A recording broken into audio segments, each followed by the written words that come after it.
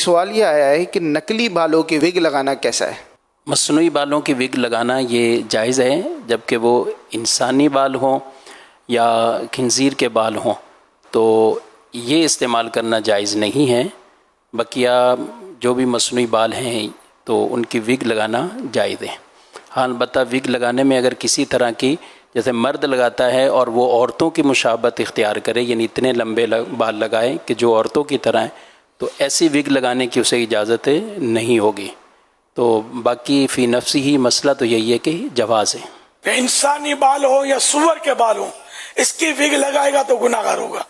اور اگر دھاگے کی وگ ہے یا مطلب یہ کہ کسی اور جانور کے بال ہیں اور عورتوں کی طرح لمبے نہیں ہیں مرد اگر لگا رہا ہے تو اب یہ کہ وہ لگا سکتا ہے. اچھا یہ تو وگ کا مسئلہ تھا لیکن اب ایسا بھی ہو رہا ہے کہ جدید جو دور ہے ٹیکنالوجی ہے کہ اب اگر گنج پن ہے تو بال سر کے اندر پلانٹ کیے جاتے ہیں اور ایک اس کا باقاعدہ ایک ٹریٹمنٹ ہے تو اس کے لیے پھر کیا شرعی مسئلہ ہوگا؟ اس میں زیادہ تر جو ابتلا ہے لوگوں کا وہ انسانی بالوں کی یہ پیوند کاری کرواتے ہیں. اچھا. یعنی اس میں انسان کے بال استعمال کیے جاتے ہیں.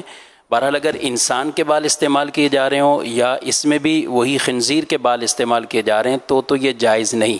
اور اگر اس کے علاوہ ہیں پیوند کاری تو یوں پیوند کاری اس کی بھی اجازت ہے ٹھیک ہے وہ. البتہ اس پر پھر مزید جو مسائل ہیں وہ طہارت کے اعتبار سے اس میں مسائل ہوتے ہیں. اور اگر تو بال باقاعدہ پیوند کاری ایسی ہوئی کہ وہ اصل ہی بن گئے اور اب ان کو غسل طہارت کے وقت پر ان کو جدا کرنا یہ پاسبل نہیں ہے، یہ ممکن اس طرح نہیں ہے، تو یوں تو ان کا حکم اصل بالوں کی طرح ہی ہے اور اس میں غسل بھی ہو جائے گا.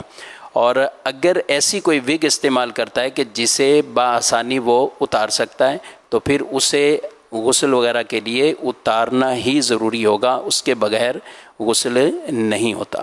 اور کچھ اور بھی طرح کے آج کل ہیں کہ جو ایک پہلے وگ لگائی جاتی ہے اب تو کچھ جالی بیچ میں ہوتی ہے یعنی سائڈوں سے چپکا دی جاتی ہے اور لوگ آگے بتاتے ہیں کہ ہم جب نہاتے ہیں تو پانی کی باقاعدہ ٹھنڈک ہمیں محسوس ہوتی ہے، اندر اس کی جالی لگی ہوئی ہے لیکن وہ بھی سائڈوں سے ہے وہ ایسی چپکائی جاتی ہے تو یہ حصہ ان کے بھی نہانے میں وہ غسل کے اندر فرض غسل میں یہ رہے گا.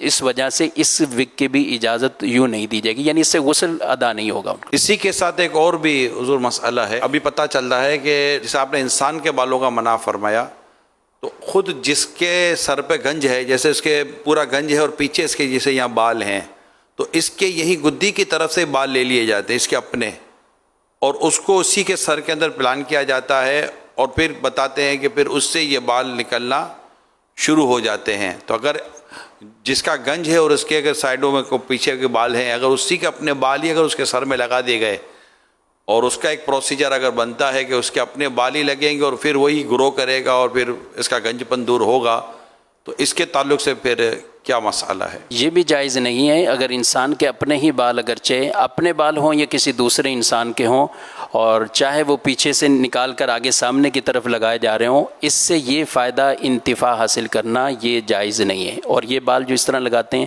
تو وہ بھی ناجائز حرام ہے.